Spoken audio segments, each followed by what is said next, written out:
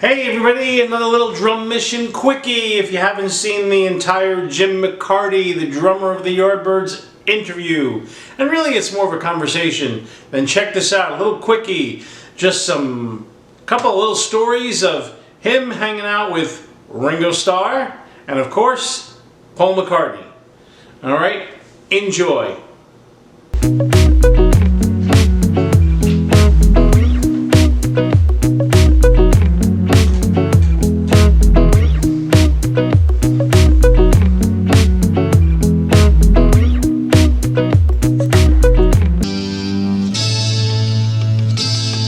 I had heard that you broke Ringo's snare drum on some gig. Tell me what happened. Yeah, yes. Well, we played with the Beatles a few times, and we played their Christmas show in London, in a place called Hammersmith Odeon, and that was like about a week show, and that was great fun. And then we did this gig with them in Paris, and we played at a stadium. I can't remember what it was called now, but it was a sort of a stadium in Paris, and it was just us two English bands and a whole load of French bands, and we shared the Beatles backline. And the guys, I guess they played the box amps, and I played Ringo's kit, that classic Ludwig kit. Yeah.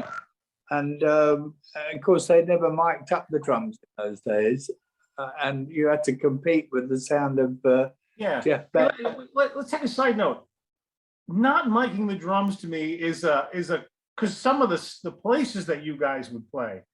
Oh my! Yeah. I couldn't imagine playing with those places without my drums mic'd up. So I know. I played show to show. But consequently, you had to really hit them hard, Yeah. We played our set. It wasn't such a long set, maybe half an hour, but I got to the last number and I was bashing away trying to be heard, and suddenly I'd gone right through his snare drum, Ringo's snare drum, and it was really embarrassing. I thought, oh, what am I going to do? I've broken Ringo's drum, and how am I going to get out of this? But it was fine in the end.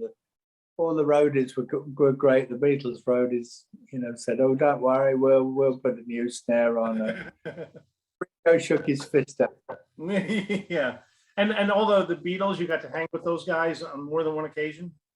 Yeah, a little bit. Yeah, a little bit. That was always fun. They were always fun.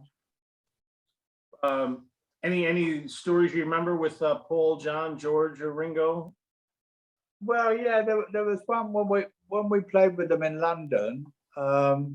One night, Paul came into our dressing room and he said, "Oh, I've written this song." He said, "Would you like to hear it?" And of course, we said, "Oh, come in." He had the car with him, and he played this song, and it was actually Yesterday.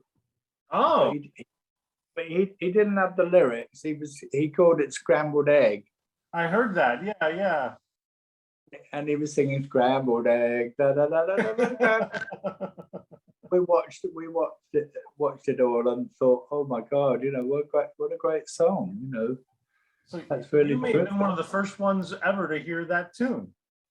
Yeah, it could have been. Yeah, it was it was some amazing experience. Really? Yeah, that's really cool. And so did you anybody offer any criticism to him? Like maybe you should take that bridge and do it a little differently or anything like that? That's what I want to know. That's the nitty gritty. You need some better words than that. Yeah.